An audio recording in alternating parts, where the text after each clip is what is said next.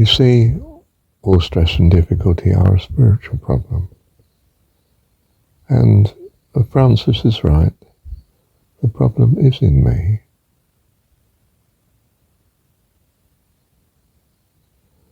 It's not a problem of being cast out there, except you could say a spirit that allows me to think that anything else is more important than wanting with all my heart to trust God. For this difficulty and for every other person too. For my God is all powerful and loves us all. Because of his completeness, his perfectness, he has no favourites. There is no judgment, there is no blame. There is nothing but his love. And this is what the near-death experience people so often experience. The overwhelming finality of the love of God that they enter into. And they can't remember much of the explanation and the details of what happened. And they stitch it together because you're fascinated to know. But what they can tell you is that they experience this overwhelming love of God. And now have the assurance of such. And it's that which is transforming their life. You see, they no longer even fear death. On the contrary, they feared life here. They didn't want to come back to it. They did come back because they were advised to, because it was the will of God. That's why it happened. Couldn't have happened if it hadn't been the will of God. Nothing happens without being the will of God. This is our guarantee of life eternal. His completeness, not ours.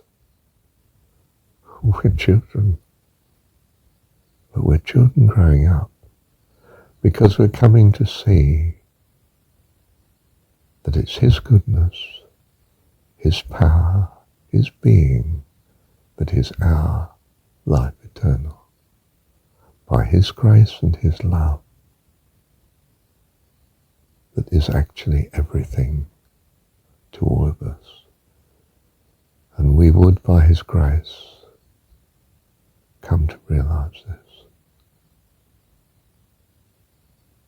And that is our primacy when we're faced with stress. Not that he takes the stress away, but that he strengthens our belief. So amazingly, the parent who said, Lord, I believe, strengthen my belief. Help thou my unbelief. Put that fault right, could you? That was what he asked. And since he asked that,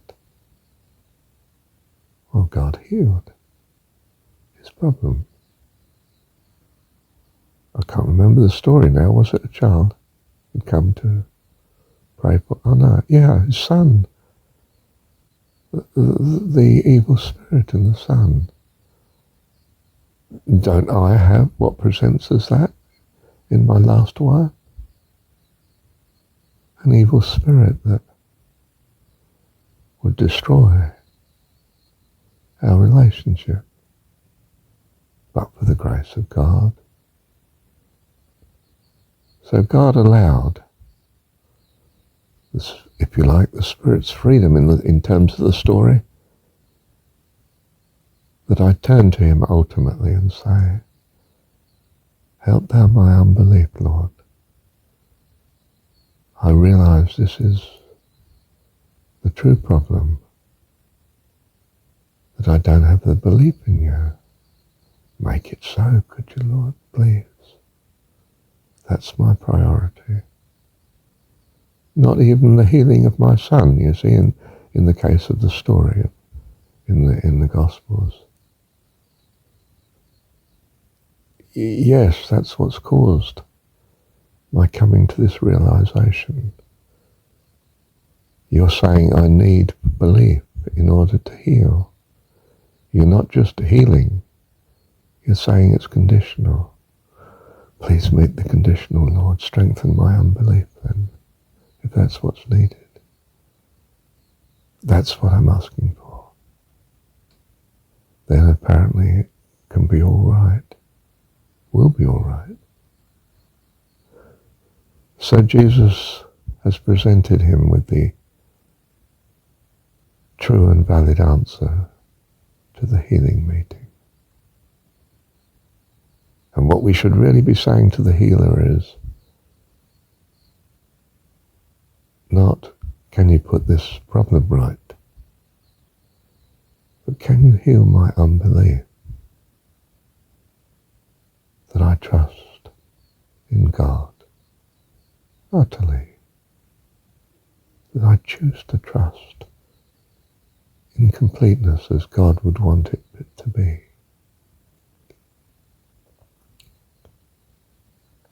Strengthen my belief, my trust in God. Not my trust in you, the healer, but my trust in God, that he is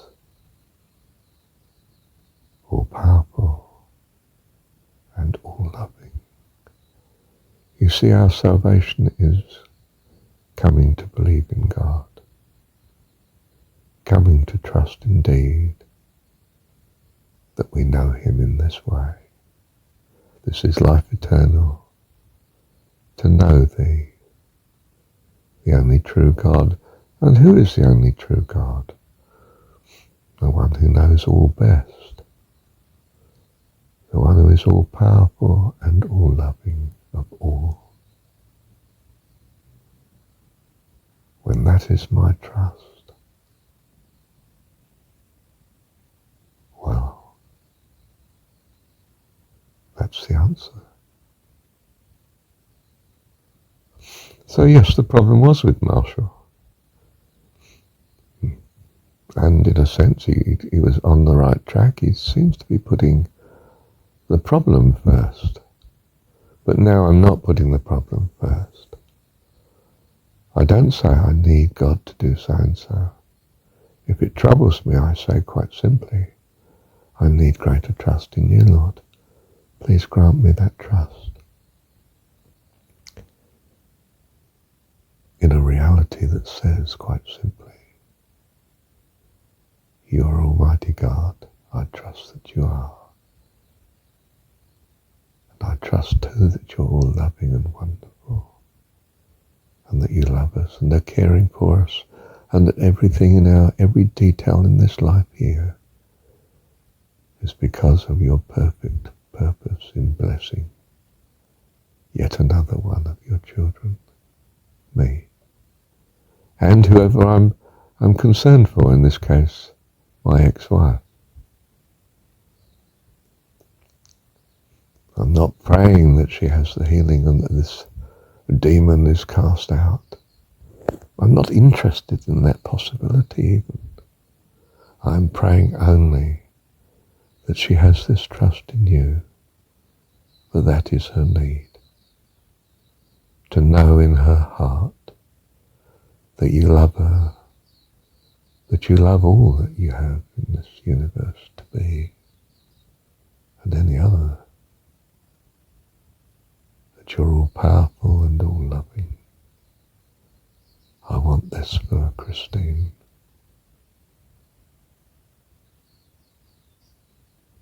Above all,